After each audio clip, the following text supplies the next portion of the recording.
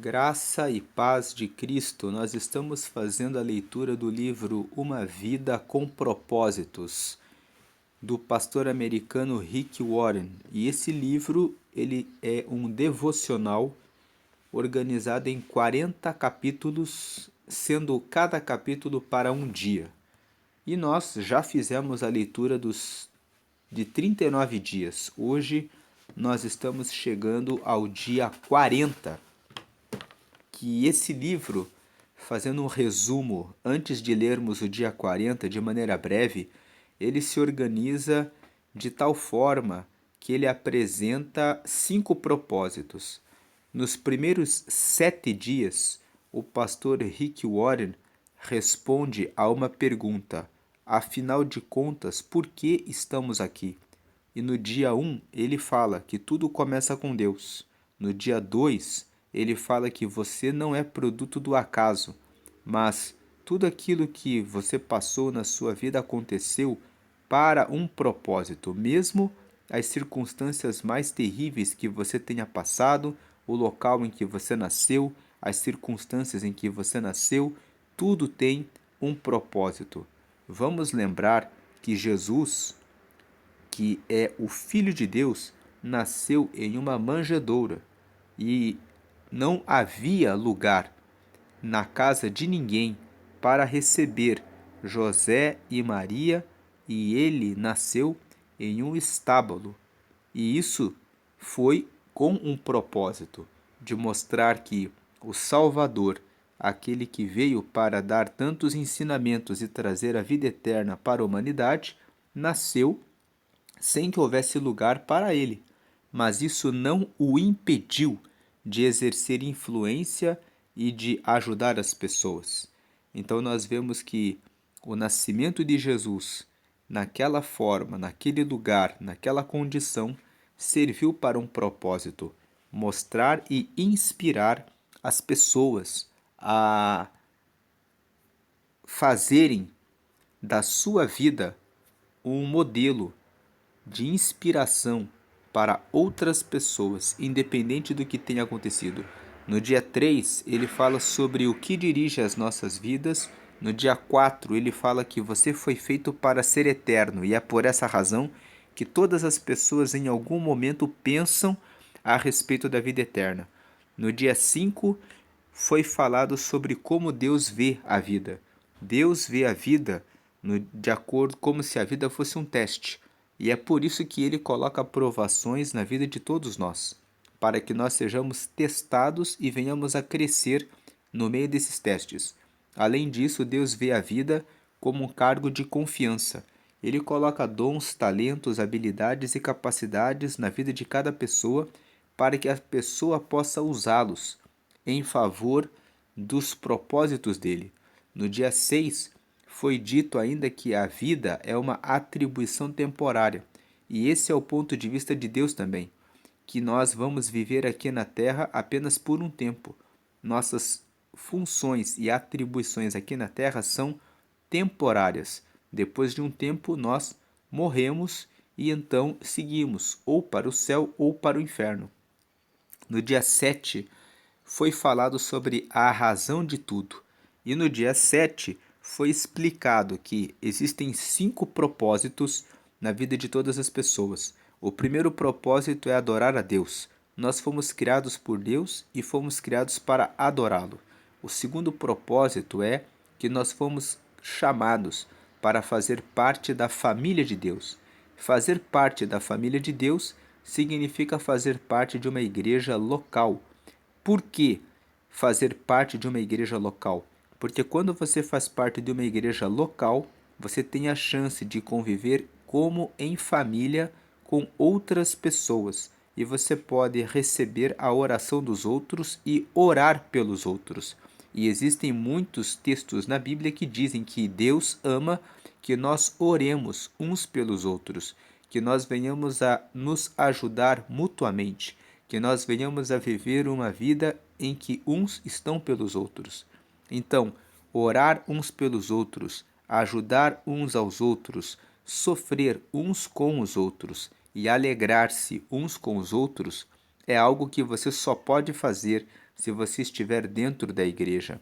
Além disso, quando você compartilha a vida dentro de uma igreja, você vai ter chance de mostrar que você realmente é tolerante, paciente, sabe lidar com os problemas, as dificuldades e os desafios e os pecados das outras pessoas. Lembre-se que Jesus, o Filho de Deus, o Santo, que é o Santo dos Santos, ele conviveu com prostitutas, com publicanos, com todo tipo de pessoas, revelando o amor para essas pessoas, ajudando-as a chegarem ao reino de Deus.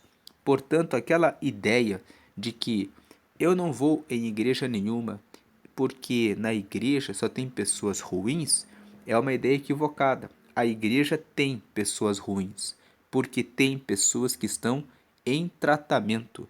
E quando nós estamos ali, nós também reconhecemos que também precisamos de tratamento, que também temos as nossas falhas e que também precisamos dos outros.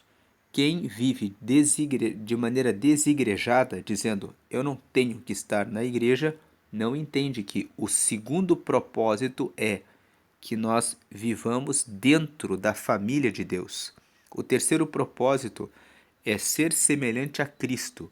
Cristo é o modelo dessa família, da família de Deus. Ele é o primeiro que veio e morreu e ressuscitou, e ele deixou o exemplo daquilo que corresponde ao modelo da família de Deus. Nós fomos criados no terceiro propósito para sermos semelhantes a Cristo, sermos pacientes, amorosos, caridosos, atenciosos, dedicados ao serviço do reino, pessoas que oram, que jejuam, que conhecem a palavra, que formam discípulos e que lideram movimentos para que o reino de Deus seja multiplicado na terra. Foi isso que Jesus fez. O quarto propósito, nós fomos chamados para servirmos aos outros com os nossos dons, as nossas capacidades, com aquilo que nós recebemos de Deus, com a nossa formação espiritual, com os nossos interesses, com os nossos recursos, que são as nossas habilidades, as nossas capacidades, com a nossa personalidade.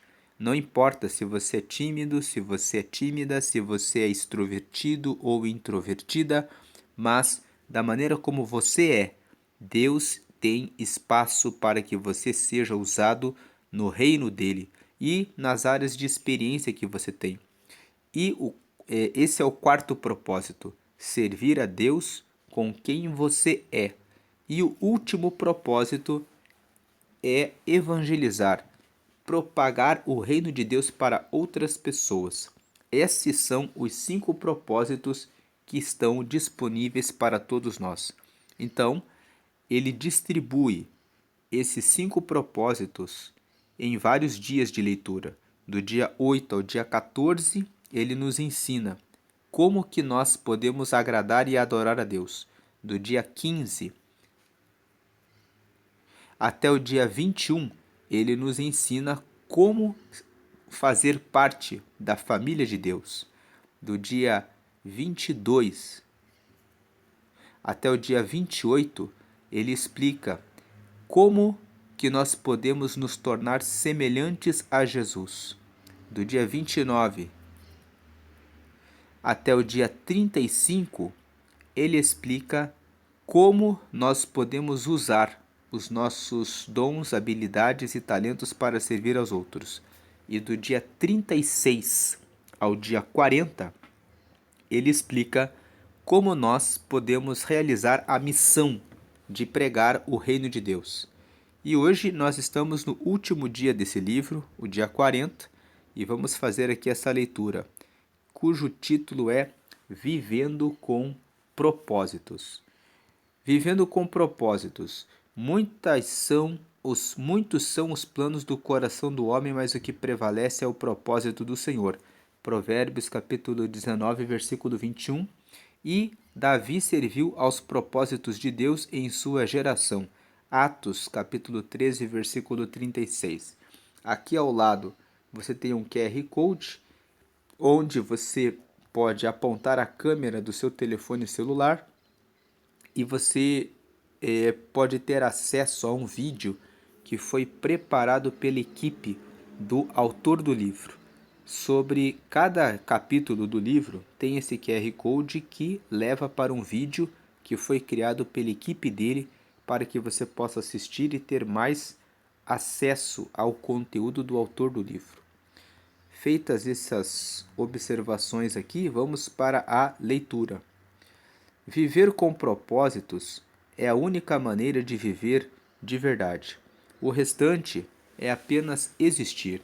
A maioria das pessoas luta com as 3 questões básicas da vida. A primeira é a identidade. Quem sou eu? A segunda é a importância. Tenho algum valor? A terceira é o impacto. Qual o meu lugar na vida?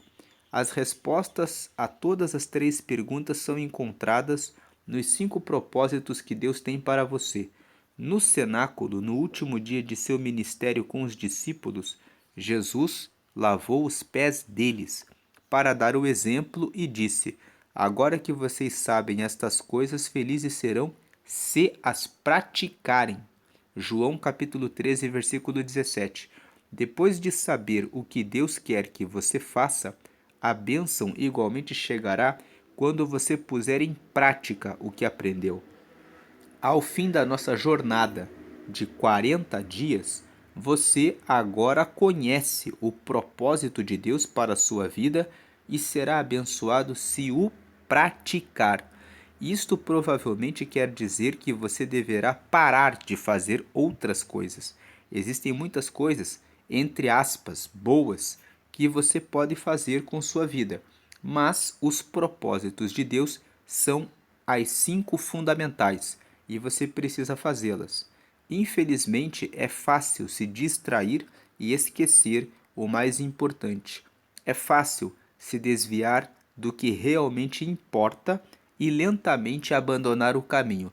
Para evitar que isso aconteça, faça uma declaração de propósitos para a vida e examine-a regularmente.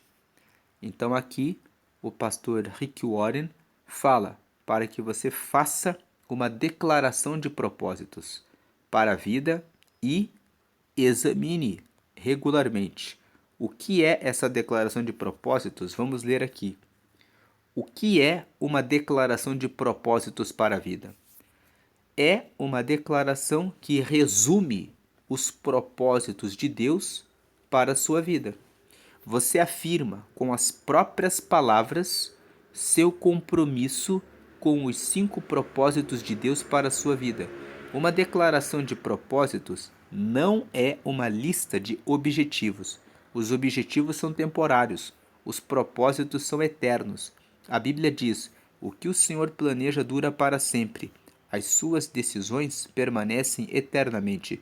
Salmos 33, 11.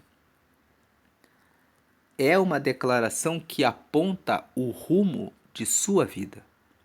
Colocar seus propósitos no papel vai forçá-lo a pensar especificamente no caminho que sua vida deve seguir. A Bíblia diz: saiba para onde você está indo e estará em terreno firme. Provérbios capítulo 4, versículo 26.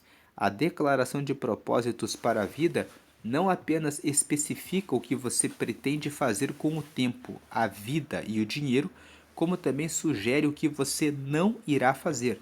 Quem tem juízo procura sabedoria, mas o tolo não sabe o que quer. Provérbios 17, 24. É uma declaração que define o que é, entre aspas, sucesso para você.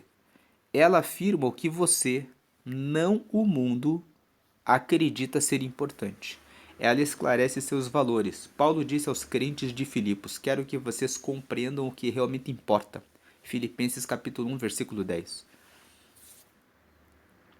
Além disso, é uma declaração que esclarece o papel que você irá desempenhar.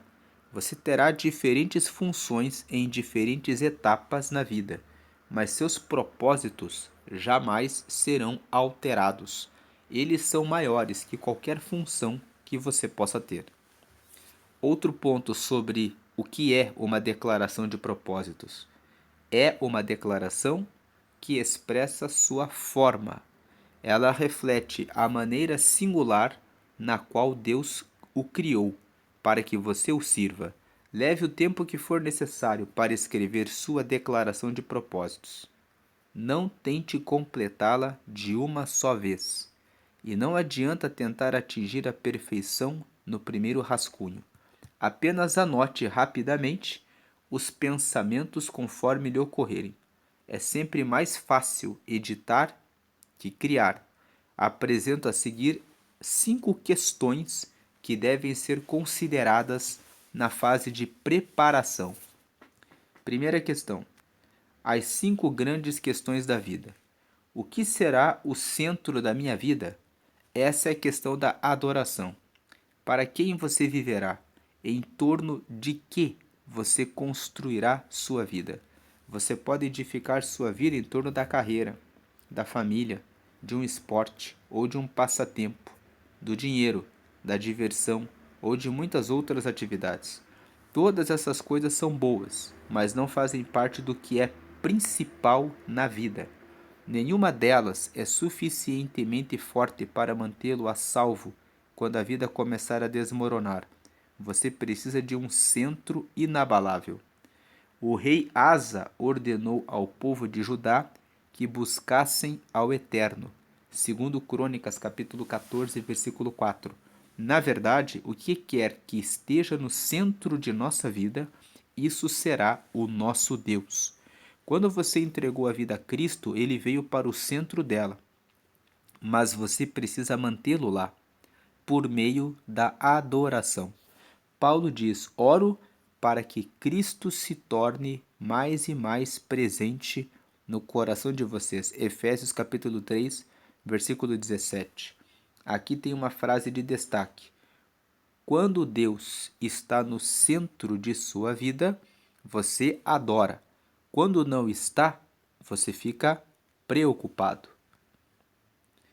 Voltando para a leitura aqui, como saber quando Deus está no centro de sua vida?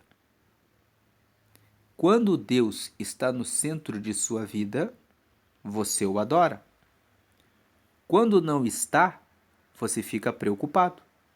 A preocupação é a luz de advertência que indica que Deus foi deixado de lado. Você voltará a ter paz no instante em que o puser de volta no centro. A Bíblia diz: a compreensão da integridade de Deus, que só contribui para o bem, virá e os acalmará. É maravilhoso o que acontece quando Cristo retira a preocupação do centro da vida humana. Filipenses capítulo 4, versículo 7. Segundo ponto: qual será a marca distintiva de minha vida? Essa é a questão do discipulado. Que tipo de pessoa você será? Quando ele faz aqui essa pergunta, qual será a marca distintiva de minha vida? É como se ele perguntasse assim: o que vai marcar a minha vida de tal maneira que quando alguém olhar para mim vai dizer: essa é a marca dessa pessoa. A pessoa precisa olhar para você, né, no caso para mim também, para nós, e ver que existe algo distinto, algo que é diferente e que realmente marca quem nós somos. Então a primeira pergunta nós acabamos de ler aqui. Existem 5 grandes questões para a nossa vida. A primeira é: o que vai ser o centro da minha vida? O que vai ser o centro da sua vida? E nessa primeira pergunta ele responde: Cristo deve ser o centro da nossa vida, e nós sabemos que Ele está no centro da nossa vida quando nós ficamos em paz. Quando nós começamos a ficar preocupados é porque Cristo não está no centro da nossa vida. Agora, a segunda questão que deve ser colocada como propósito da nossa vida é: o que vai ser a marca que vai nos registrar, que a pessoa vai olhar para nós e dizer: essa pessoa é realmente de Cristo. Então, ele responde aqui que essa é a questão do discipulado. Lendo aqui, que tipo de pessoa você vai ser? Deus está muito mais interessado em quem você é do que no que você faz. Lembre-se, você levará o seu caráter para a eternidade, mas não sua carreira. Faça uma lista das características que você quer trabalhar e desenvolver em sua vida. Então veja, marca distintiva é que você foi paciente, que você foi bondoso, que você foi altruísta, que você ajudou aos outros, que você realizou boas obras, que você visitou aos órfãos, as viúvas, as crianças, os necessitados. Isso são marcas distintivas.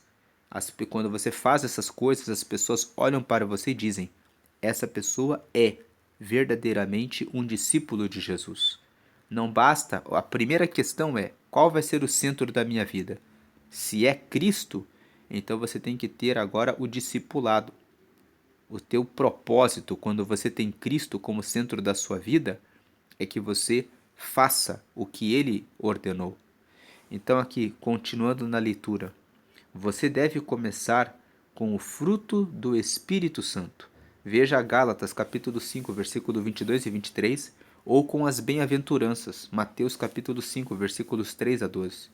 Pedro disse: portanto, não percam tempo em edificar sobre o que receberam, preenchendo a base da fé com bom caráter, entendimento espiritual, disciplina vigilante, paciência entusiasmada, admiração reverente, amizade calorosa e amor generoso, cada dimensão interagindo com as demais. 2 Pedro capítulo 1, versículo 5. Não desanime, nem desista quando tropeçar. É necessária toda uma vida para construir um caráter semelhante ao de Cristo. Paulo deu este conselho a Timóteo: cuide muito bem de seu caráter e de seu ensino.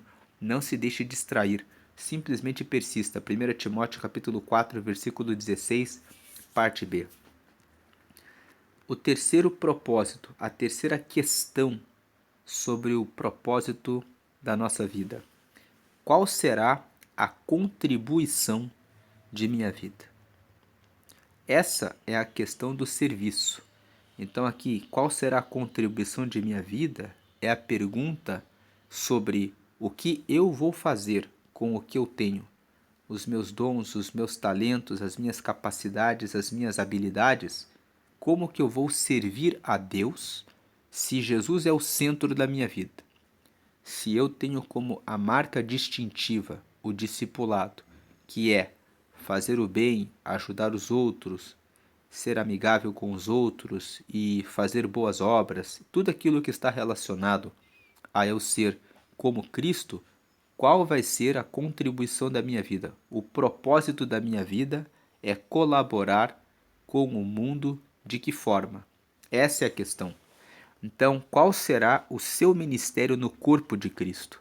Conhecendo sua combinação, formação espiritual, opções do coração, os recursos pessoais, o modo de ser e as áreas de experiência que formam aqui esse acróstico, chamado forma, né? Acróstico é quando você coloca uma palavra e cada letra dessa palavra tem um significado. Então, forma é um acróstico.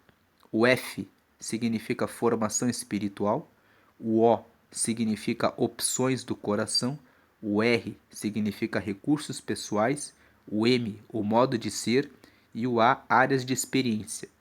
Toda pessoa tem uma formação espiritual, que é um jeito de ser, de acordo com os dons que recebeu de Deus. Todas as pessoas têm as suas próprias opções do coração.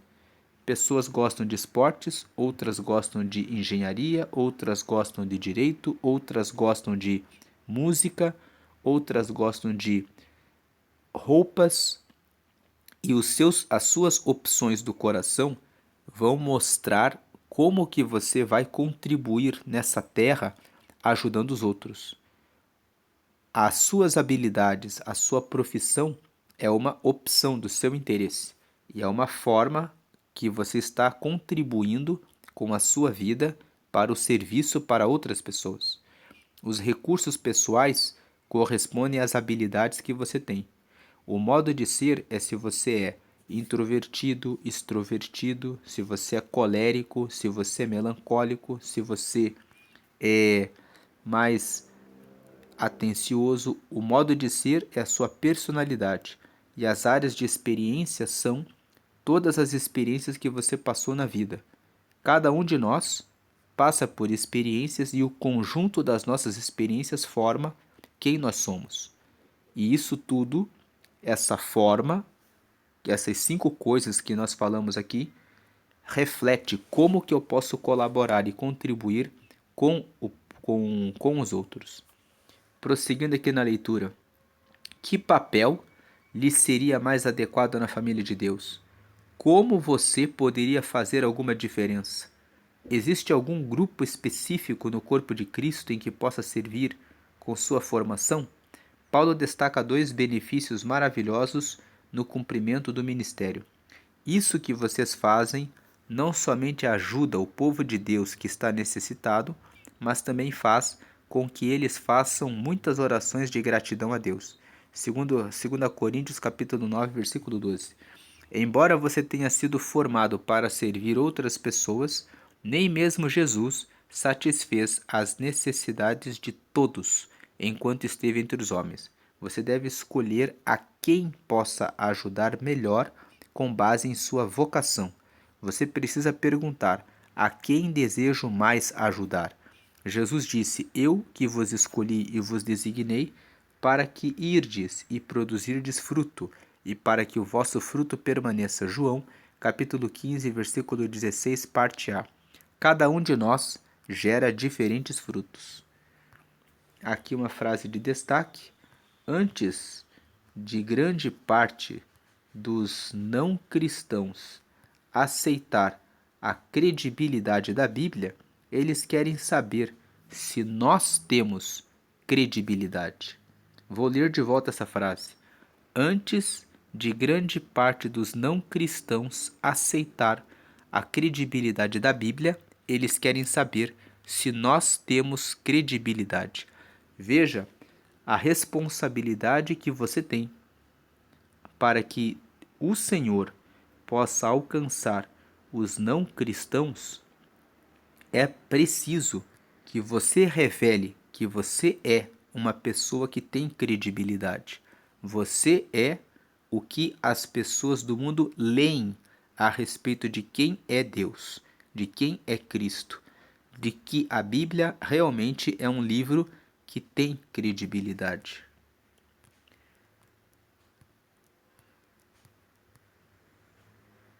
Quarto ponto aqui. Qual será a mensagem de minha vida? Essa é a questão de sua missão com os não cristãos. Sua declaração de missão faz parte de sua declaração de propósitos. Então, aqui nesse ponto, você vai fazer a sua declaração. Qual é a minha missão? Ela deve incluir o compromisso de compartilhar seu testemunho e as boas novas com as outras pessoas.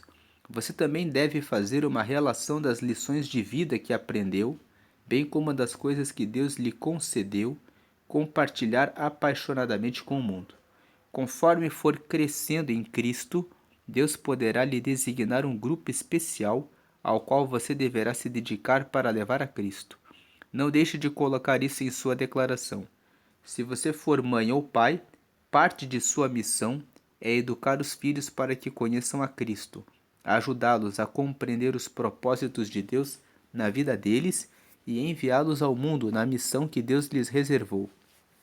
Você pode incluir em sua declaração a declaração de Josué: eu e a minha família serviremos ao Senhor.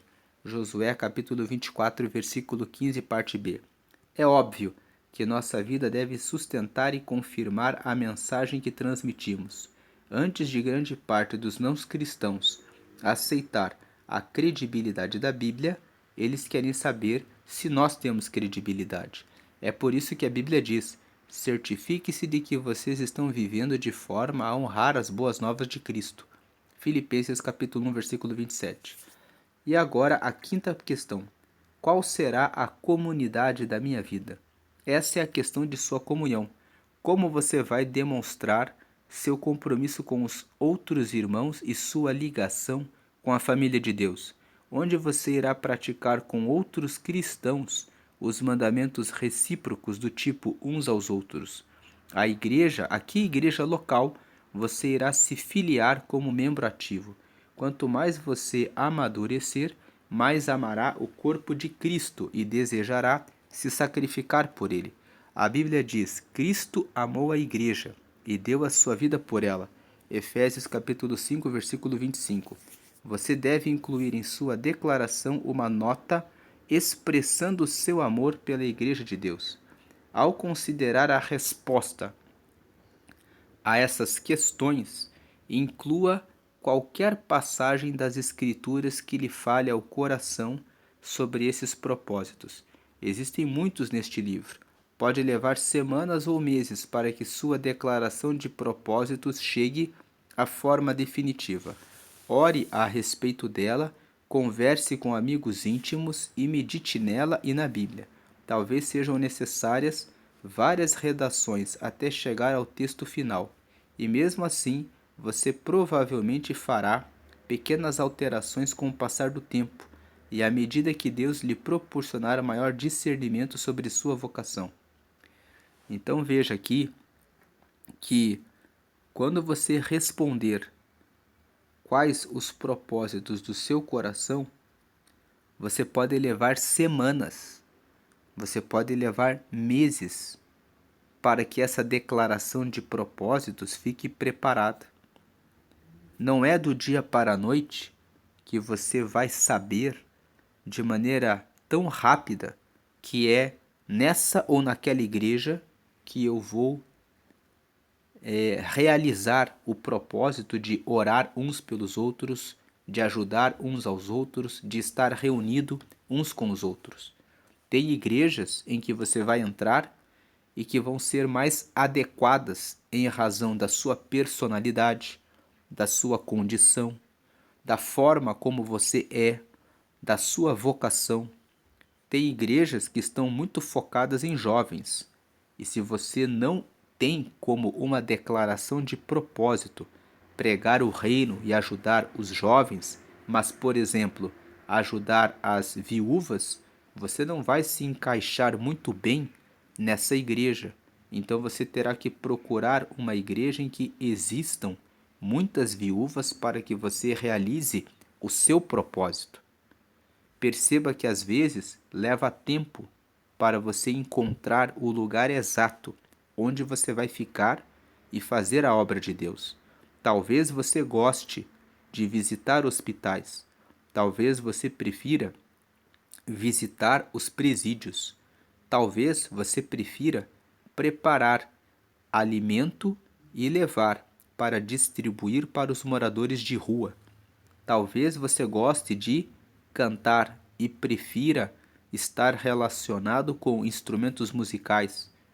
Todas essas diferenças vão mostrando qual é a melhor igreja, qual é o melhor lugar onde você deve estar. E para que você escreva na sua declaração, minha declaração de propósito é servir na música, você precisa antes verificar se é isso que bate forte no seu coração e que motiva você a seguir a Deus. Talvez seja na sua declaração cuidar das viúvas, cuidar das crianças, cuidar dos adolescentes, ensinar a palavra, fazer grupos de oração, incentivar o crescimento das células. E mesmo assim, você, lendo aqui na tela no topo aqui, e mesmo assim, você provavelmente fará pequenas alterações com o passar do tempo, e à medida que Deus lhe proporcionar maior discernimento sobre sua vocação. Além de uma declaração de propósitos detalhada, também será de grande auxílio uma breve afirmação ou slogan que resuma os 5 propósitos para a sua vida. Algo fácil de memorizar e que inspire você. Dessa forma, você poderá recordá-los diariamente. Salomão aconselha: será bom manter todas essas coisas em mente, e então você estará sempre pronto para repeti-las. Provérbios 22:18. Eis alguns exemplos. Ele dá aqui alguns exemplos que nós podemos copiar aqui.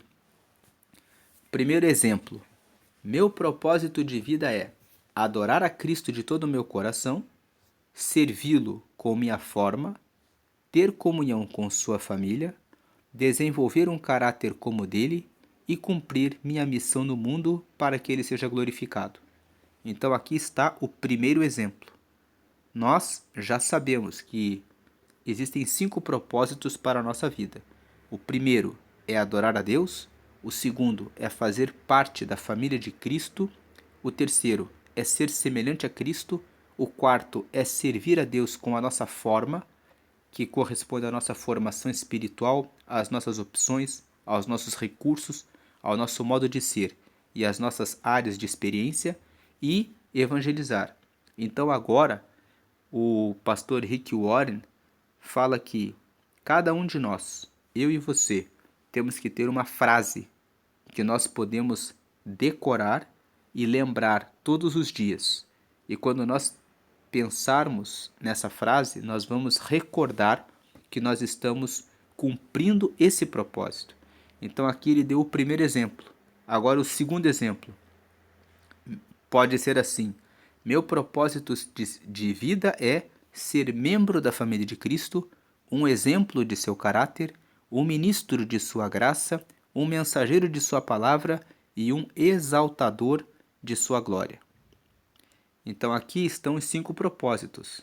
Fazer parte da família de Cristo, ser um exemplo de seu caráter significa ser semelhante a Cristo, o ministro de sua graça significa usar os dons para servir aos outros, um mensageiro de sua palavra quer dizer evangelizar, e um exaltador de sua glória quer dizer adorá-lo. Um terceiro exemplo. Meu propósito de vida é amar a Cristo, crescer em Cristo, compartilhar Cristo e servir a Cristo por meio da igreja e levar minha família e os outros a fazer o mesmo. Então é uma outra forma de você lembrar dos 5 propósitos. Amar a Cristo é adorar a Ele. Crescer em Cristo significa ser semelhante a Ele. Compartilhar Cristo significa evangelizar. Servir a Cristo por meio da igreja significa fazer parte da família de Deus. Levar minha família e os outros a fazer o mesmo. É evangelizar, é cuidar deles. Outro exemplo. Meu propósito de vida é firmar um compromisso com o grande mandamento e com a grande comissão. Esse é o modelo mais resumido de fazer a declaração do propósito. Você fala apenas o grande mandamento, amar a Deus acima de todas as coisas, e o próximo como a mim mesmo, servi-lo. E a grande comissão, pregar o evangelho para todas as pessoas. O último exemplo que ele dá no livro. Meu objetivo é tornar-me semelhante a Cristo. Minha família é a igreja. Meu ministério é. Você vai preencher com aquilo que você sabe fazer, que é a tua vocação. Minha missão é. Você vai preencher com aquilo que você julga que é melhor para você fazer para a obra de Deus. E meu motivo é a glória de Deus. Você talvez se pergunte: e quanto à vontade de Deus para meu emprego, meu casamento, onde vou viver, devo fazer faculdade? Falando com franqueza, essas questões são secundárias e é muito provável que todas estejam de acordo com a vontade de Deus para a sua vida. O que mais importa é cumprir os propósitos eternos do Senhor, a despeito de onde você viva ou trabalhe, ou de com quem você venha se casar. Essas decisões devem apoiar seus propósitos. A Bíblia diz: muitos são os planos no coração do homem, mas o que prevalece é o propósito do Senhor. Provérbios capítulo 19, versículo 21. Concentre-se nos propósitos de Deus para a sua vida, não em seus planos, uma vez que são aqueles que durarão para sempre, os propósitos que durarão para sempre. Certa vez alguém sugeriu que a declaração de propósito se fundamentasse no que você gostaria que as outras pessoas dissessem sobre você em seu funeral. Imagine o elogio perfeito e então construa a declaração a partir dele. Francamente, é uma péssima ideia.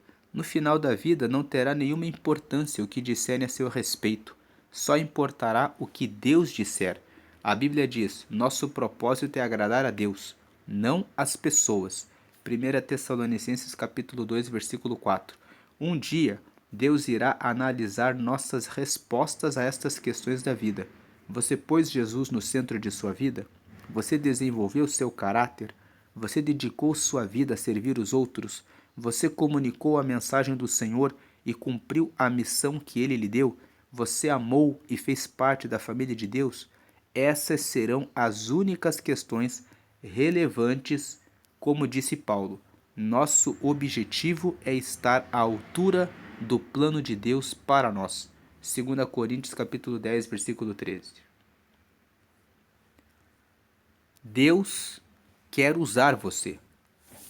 Há cerca de 30 anos, uma pequena frase em Atos, capítulo 13, versículo 36, alterou para sempre o rumo de minha vida. Eram poucas palavras, mas pareciam marcadas com ferro em brasa, palavras que deixariam uma impressão indelével em minha vida. Davi serviu aos propósitos de Deus em sua geração. Atos capítulo 13, versículo 36, parte A. Só então compreendi por que Deus chamou Davi homem segundo o meu coração. Atos capítulo 13, versículo 22. Davi dedicou a vida a cumprir os propósitos de Deus na terra. Não existe maior epitáfio que essa declaração. Epitáfio é aquela frase que você vê em alguns túmulos. Você vai lá no túmulo e tem uma frase que a pessoa escolhe ou que alguém da família escolhe para a pessoa, que fica ali. Aqui está um homem que dedicou a sua vida a cuidar da caridade. Então, por exemplo, não são todos os túmulos que têm epitáfio, mas normalmente as pessoas que têm mais condições econômicas mandam colocar uma frase no túmulo delas. Então aqui ele está dizendo: não existe maior epitáfio que essa declaração. Não existe nada melhor do que você morrer e Deus dizer a seu respeito. Deus disse a respeito de Davi: este é o homem segundo o meu coração.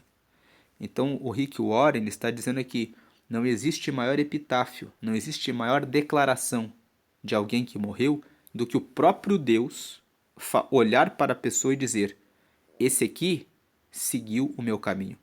Imagine isso esculpido em sua lápide. Lápide é o nome da pedra onde vai a frase ali no túmulo. Esculpido em sua lápide, que você serviu aos propósitos de Deus em sua geração. Oro que as pessoas possam dizer isso sobre mim quando eu morrer. Também oro que possam dizer o mesmo de você. Por isso escrevi esse livro para você. Essa frase é a descrição definitiva de uma vida bem vivida. Você faz o que é eterno e atemporal, o propósito de Deus. Atemporal é aquilo que nunca sai de moda, é aquilo que vale para todos os tempos. A moda é temporal. Ela vem, fica por um tempo valendo e depois ela passa. E depois vem outra moda e vem outra tendência. Os propósitos de Deus são atemporais. Em todas as gerações, em todos os tempos, em todos os lugares da época, servir aos propósitos de Deus é o que agrada a Deus.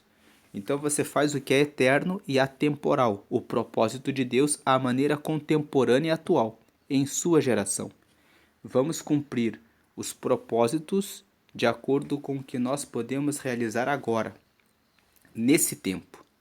Para que estou na Terra, trata exatamente disso. Nem as gerações passadas, nem as futuras podem servir ao Senhor nesta geração. Somente nós podemos. Assim como Esther, Deus o criou para um momento como este. Esther capítulo 4, versículo 14.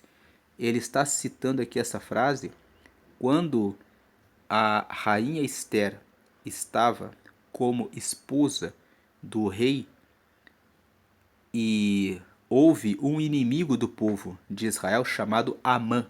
E Amã escreveu uma lei que ele ia colocar na mão do rei, e essa lei dizia o seguinte: todos os judeus serão exterminados. E o tio de Esther se chamava Mordecai. Tem algumas versões da Bíblia que o chamam de Mardoqueu.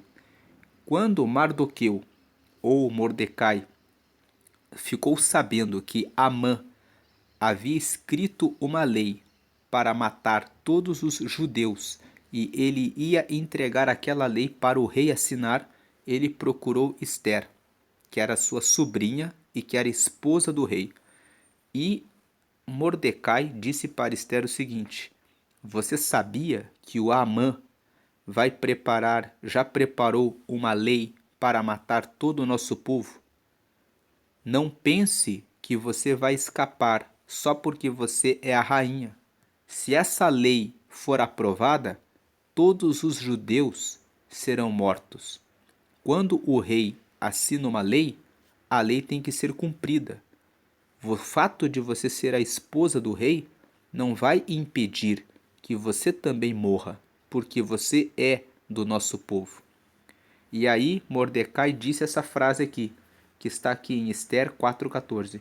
Foi para um momento como este que o Senhor te preparou. Se você ler o livro de Esther na Bíblia, você verá que antes de Esther se tornar a esposa do rei, houve um concurso para que o rei escolhesse a sua esposa. E foi esse tio dela, Mordecai ou Mardoqueu, que disse para ela: vá lá, se inscreva, se arrume, porque você é uma mulher bonita e você pode ser escolhida para ser a esposa do rei. E ele fez isso quando houve o concurso. Tempos depois, quando ela já era a rainha, ela foi escolhida pelo rei, se casou com o rei, e quando ela estava lá, pouco tempo depois, aconteceu essa história. Amã preparou uma lei para matar todo o povo judeu e Mordecai foi até ela e disse: foi para um momento como este que o Senhor preparou você para ser a rainha.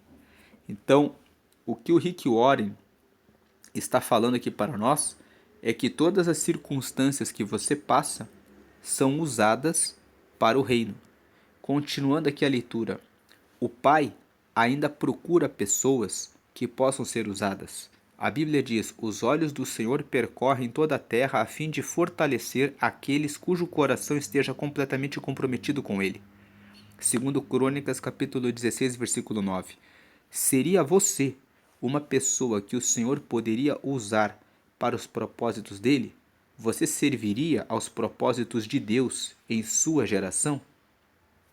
Paulo teve uma vida dirigida por propósitos. Ele disse: corro direto para o alvo, com um propósito a cada passo. 1 Coríntios capítulo 9, versículo 26. Seu único motivo para viver era cumprir os propósitos que Deus tinha para ele. Ele disse: porque para mim o viver é Cristo e o morrer é lucro. Voltando aqui no topo da tela, quando o pastor Rick Warren cita essa frase de Paulo, lendo aqui a primeira frase no topo aqui da tela, Paulo teve uma vida dirigida por propósitos. Ele disse: corro direto para o alvo, com um propósito a cada passo. 1 Coríntios capítulo 9, versículo 26. Se você abrir a Bíblia em 1 Coríntios capítulo 9, você vai ver que Paulo faz uma comparação. Ele fala assim: a vida do cristão é como a de um atleta. Aquele atleta, todos os atletas que estão lá correndo no estádio, correm com toda a sua força. Todos eles se prepararam, todos eles cuidaram da alimentação, todos eles ficaram dias e dias fazendo treinamentos longos para poderem correr disputando por um troféu, por uma medalha. E aí Paulo fala assim: corram nessa vida como se vocês quisessem, como se vocês fossem aqueles que vão pegar a medalha. E aí ele disse essa frase: eu corro direto para o alvo, com um propósito a cada passo. Paulo estava dizendo: eu não perco tempo nessa vida. Cada passo que eu dou, eu entendo que eu estou nessa corrida como um atleta que estou correndo para buscar a minha medalha. E aí ele falava aqui, continuando na leitura, seu único motivo para viver era cumprir os propósitos que Deus tinha para ele. E ele disse, porque para mim o viver é Cristo e o morrer é lucro. Paulo não tinha medo de viver nem de morrer. De um modo ou de outro, ele iria cumprir os propósitos de Deus. Ele não podia perder. Um dia a história será encerrada, mas a eternidade seguirá para sempre. William Carey disse: o futuro é tão promissor quanto as promessas de Deus. Quando parecer difícil cumprir seus propósitos, não ceda ao desânimo. Lembre-se de sua recompensa, que durará para sempre. A Bíblia diz: pois os nossos sofrimentos leves e momentâneos estão produzindo para nós uma glória eterna, que pesa mais do que todos eles. 2 Coríntios capítulo 4, versículo 17. Imagine como será neste dia, quando todos apresentarmos nossa vida perante o trono de Deus, louvando a Cristo com profunda gratidão. Juntos diremos: digno, ó Senhor, sim, nosso Deus. Receba a glória, a honra, o poder. Tu criaste todas as coisas, tudo foi criado por tua vontade. Apocalipse capítulo 4, versículo 11. Nós o louvaremos por seus planos e viveremos para seus propósitos eternamente. Então, com isso, nós terminamos a leitura do livro. Hoje é o dia 40, é o último dia desse livro, que é Uma Vida com Propósitos, né? E em todo o capítulo, sempre ele deixa 3 tarefas. Dia 40, pensando sobre meu propósito de vida. A primeira tarefa é um tema para reflexão. Então ele coloca um tema para nós refletirmos. Viver com propósitos é a única maneira de viver de verdade. O que ele está querendo dizer com essa frase?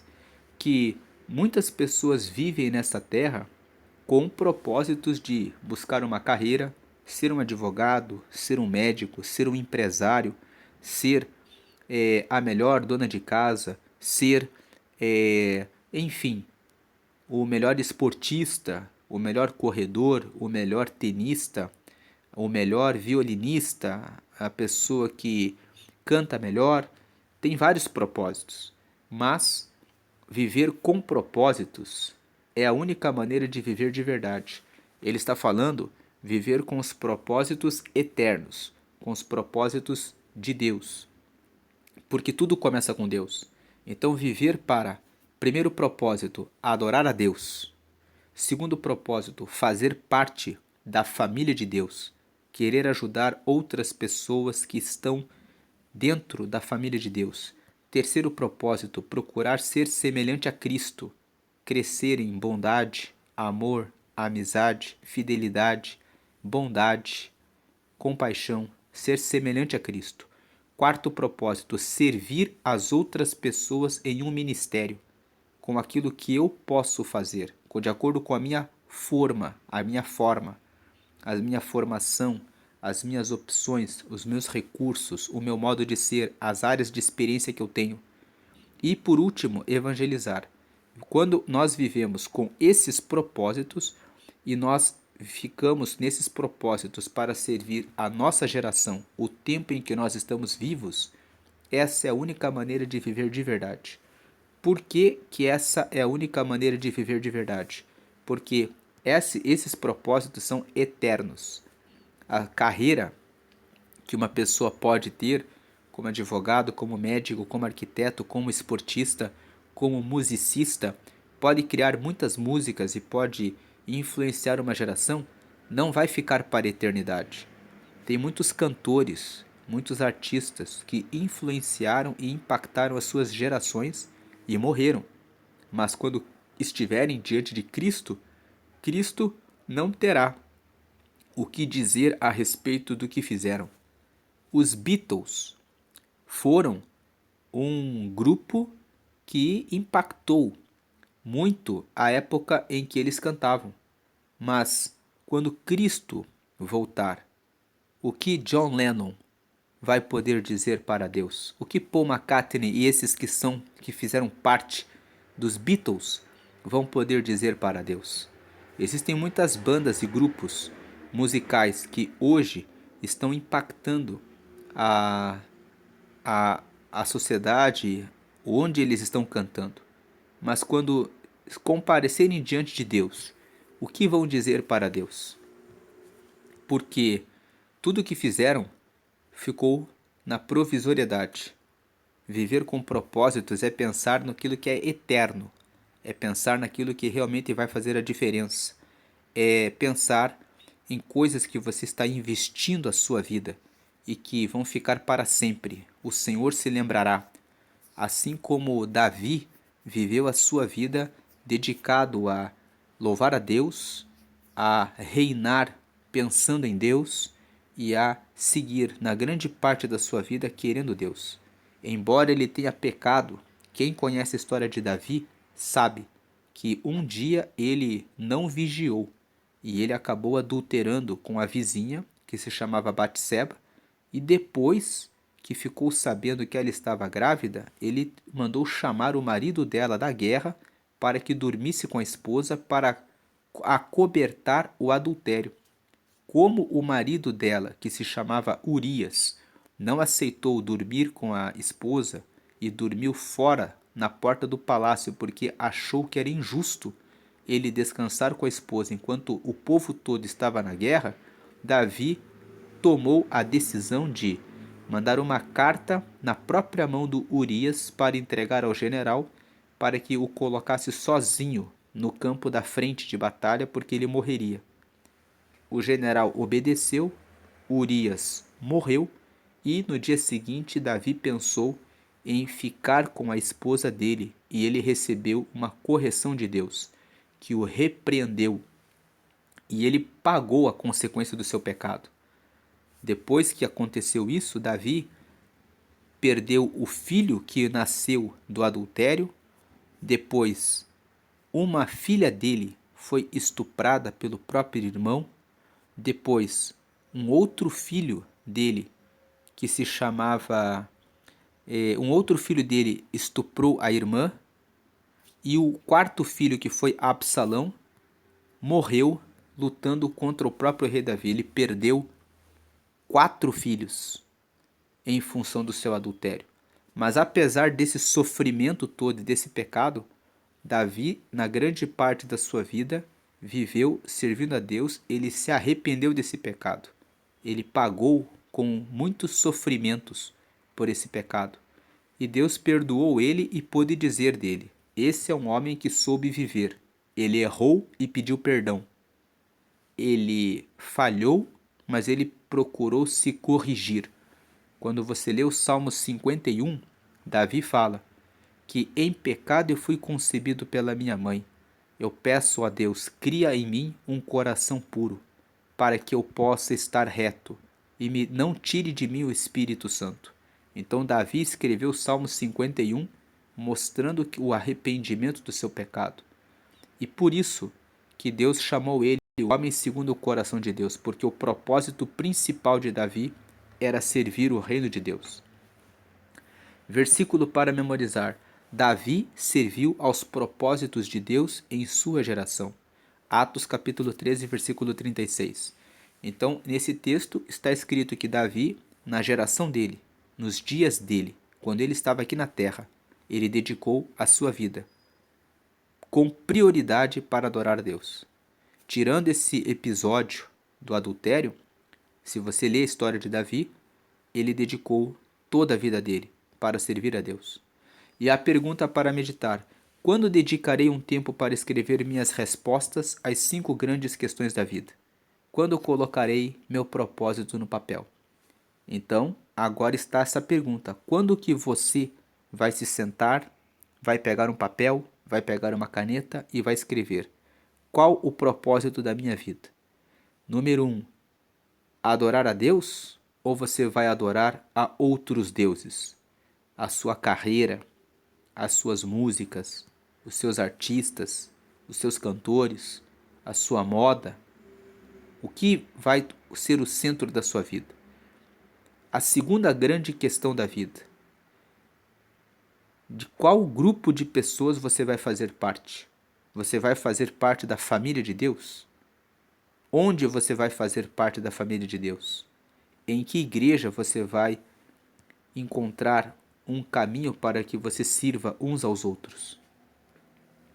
A terceira grande questão: quais são as minhas metas de caráter? Como que eu vou ser como pessoa? Vou ser igual a Cristo? Ele vai ser o meu modelo? Eu vou ser alguém que realmente faz o que Cristo fez? Esse vai ser o meu modelo de caráter? A quarta grande questão: eu tenho dons, eu tenho talentos, eu tenho habilidades. Eu vou usar isso aonde? Para servir a quem? Talvez o dom que você tem é cozinhar, e você pode ajudar a preparar os eventos da igreja. Talvez a sua habilidade seja limpar e organizar, e você pode ajudar com a limpeza da igreja. Talvez você seja um engenheiro e você pode ajudar na criação de projetos para a construção de igrejas, ou um arquiteto que pode ajudar na decoração e em outras questões sobre o edifício, os edifícios, os templos. Talvez você seja um médico e possa dedicar um tempo de trabalho voluntário. E mesmo quando você realiza o seu trabalho, a sua profissão como médico ou como advogado, você está ali. Quando você está atendendo aos seus pacientes, os seus clientes, quando você ora e coloca a Deus: eu quero ser o melhor médico, o melhor advogado para ajudar as pessoas em relação ao que elas precisam, ajudando elas para que o seu propósito seja feito, você está adorando a Deus com aquilo que você tem para fazer. E o último propósito: eu vou evangelizar? Eu vou pregar para outras pessoas? Quando eu vou colocar isso no papel e vou começar a executar? Isso é o mais importante, que você execute os 5 propósitos. Então aqui terminamos a leitura do livro. Eu espero que você que acompanhou desde o primeiro dia, certamente você teve crescimento espiritual. Esse livro traz muitas lições para a nossa vida espiritual, mas nós temos nesse livro aqui, nessa versão, nós temos aqui 2 bônus, que é o dia 41, falando sobre a armadilha da inveja, e existe um outro bônus, né? Bônus são textos a mais que ele deixou aqui nessa edição do livro, que ele escreveu depois. O dia 42, que é sobre a armadilha da aprovação, que tem muitas pessoas que ficam buscando a aprovação dos outros. E nós vamos fazer a leitura desses 2 dias, do dia 41, sobre a inveja e sobre a aprovação, para complementar, para termos um pouco mais de conhecimento a respeito de como cumprir o propósito de Deus. Mas aqui hoje nós já terminamos os 5 propósitos. Esses bônus aqui